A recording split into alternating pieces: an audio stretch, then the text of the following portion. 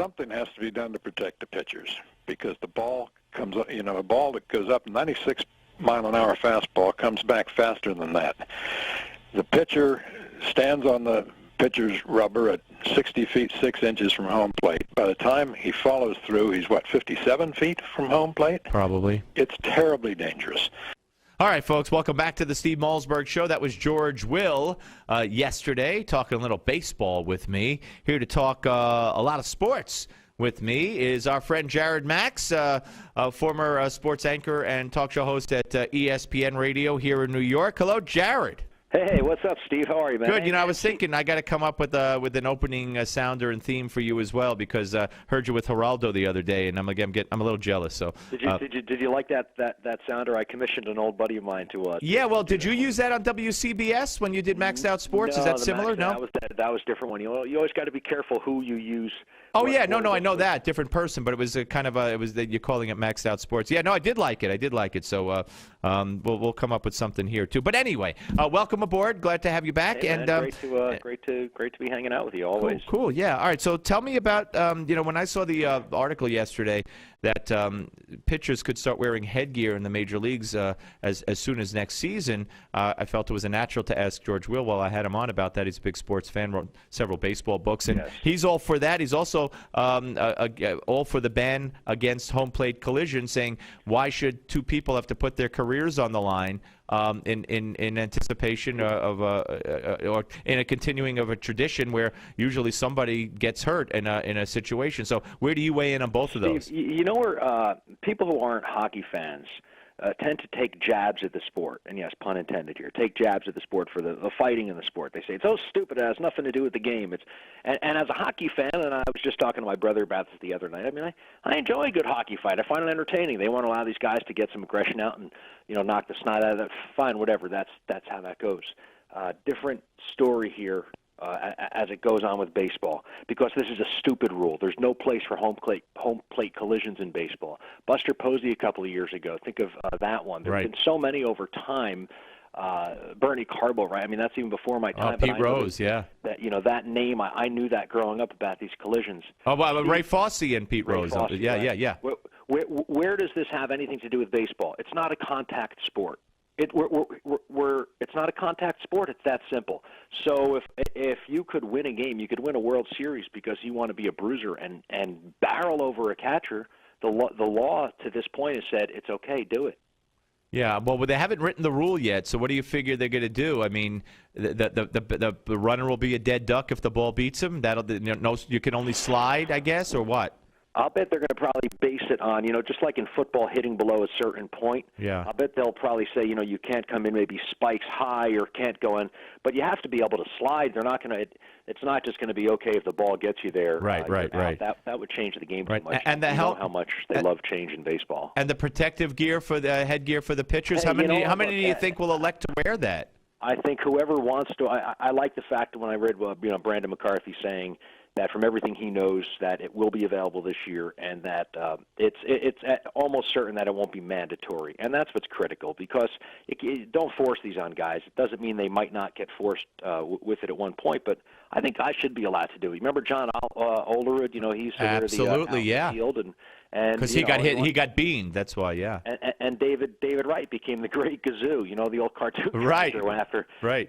So. Yeah, you might look funny, but you're playing a sport, and you look at the other huge sport in our country being football, and what's going on with injuries. I see right now with Wes Welker. Well, yeah, big bleeping surprise there. A few weeks ago, Wes Welker has a concussion, and they bring him back for the next game, and I'm thinking, what?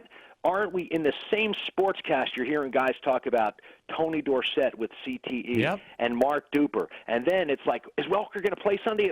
Darn it, he's not going to play. Well, he got another concussion. And, at some point somebody looks and says, something here is off. I don't even know how they let him come. I can't imagine how they let him come back. And and you talk about football. They basically eliminated a huge percentage of kickoff returns by moving the ball up, and these guys are booming it out of the end zone. And I think it's been cut by maybe 85%. And they say it's because a lot of injuries happen on kickoff returns. That's great. That's great. Same thing though as with the pitcher. You're trying to take serious injuries out of the game, but the bottom line is once in a while, a pitcher it's just the way the game works. Right. Every once in a while, the guy's going to get beamed in the head and go down, and it could be really bad. It could even be fatal. But you know what? When you step on the field, if you're a pitcher, you know you probably have the best chance of anybody of that happening too. Right. And like, to me, I remember when Sugar Ray Leonard had a detached retina years and years and years ago, and so many boxing, so many states wouldn't let him box,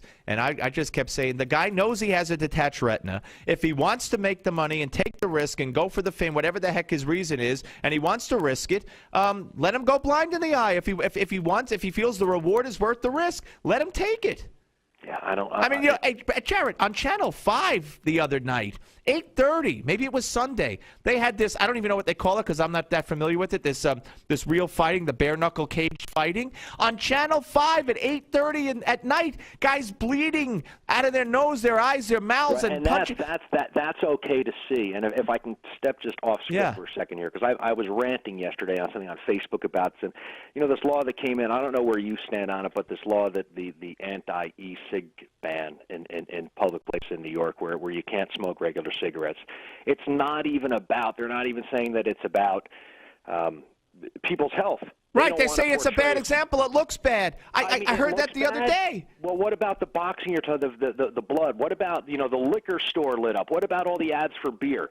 What causes more hardship for people? Right. Smoking or drinking? Or how about gambling? Now I can log on from my home in New Jersey. I know. I told my son, don't ever do it once you turn 18. Don't ever do it because you won't be able to stop and you'll lose all your money. Yeah, Steve, I lost a lot of money when I was in college when I learned my lesson, but it's a rough one. Though there's one last thing. Do you care at all about curling in the Olympics? I like the way they sweep, but not much, no. I was watching last night, NBC Sports Network's playing, the qualifiers. U.S. won, they beat Czech Republic, and they get in. So congratulations. Good. Oh, that's good, yeah. All right. Do I have a second? Yeah, I was going to ask you about Duck Dynasty, but go ahead. Yeah, real quick, commercial pops up for Bass Pro Shops, great store, whatever, and the thing that pops up, they're showing, I'm like, they come on, they say, here it is, Christmas time, remembering days of past. Remember those memories? Well, make it possible again with, and they come on and I hear, wait, did they just say that? And they're advertising like gun cleaner, some sweatshirt, and then a $699 shotgun. I see this, it blew me. I was like, wait, what? And this is airing in New York City. As well as the rest of the country. Today, the same commercial comes on. I was watching college football on ESPN NY, but they have different inserts. They're selling like a sweater. They're selling this. So I thought that was kind of interesting from the way that commercials are thrown at us. That in New York, it's like, whoa, that's not cool. No. Well, New York, you couldn't buy that gun. But okay, so let me ask you a question real quick. We got about a minute and a half left. Duck Dynasty, you are openly gay, and don't shy away from the issues involved. Steve, I wanted to have an honest take here, so I'm telling you, I did not read up on this story. I just hear a little bit about it. So throw it at me, and I'm going to give you my. Well, I really don't have time. You really haven't followed it yet? I just heard that the guy from Duck Dynasty made some homophobic comments. Some gay guys I know are like, big deal. It's free. There's right. All right. Well, then it's not fair. You'd have no. You come back at a time after when you've read him and you've heard and you know exactly what he said. I couldn't do it justice in this time. No. But anyway, listen. Hey, always love talking to you. We should make this. I'll talk to you off the air. We should make this as regular as possible. I love talking sports and I love talking to you. So it's a great combination. This is great. We'll go out for lunch too. Yeah, you got it, man. And Fairlawn, of course. You know it. You know the spot. All right, take care, Jared. Bye-bye. Jared Max, ladies and gentlemen, sportscaster extraordinaire, and I was privileged enough to discover him. I discovered him way back when we were both like 3 years old. No, I discovered him in another lifetime when I did another job while I was a talk show host. It's a long story. One day the book will explain it all. Okay, we're coming back, ladies and gentlemen. Don't go away. And when we come back, we're going to be joined by Paul Mulshine. Is Governor Christie in trouble? Did Governor Christie or someone connected to him close the entrance to the George Washington Bridge in New Jersey? And could that lead to his downfall? Steve Malzberg Show, Newsmax TV and Radio.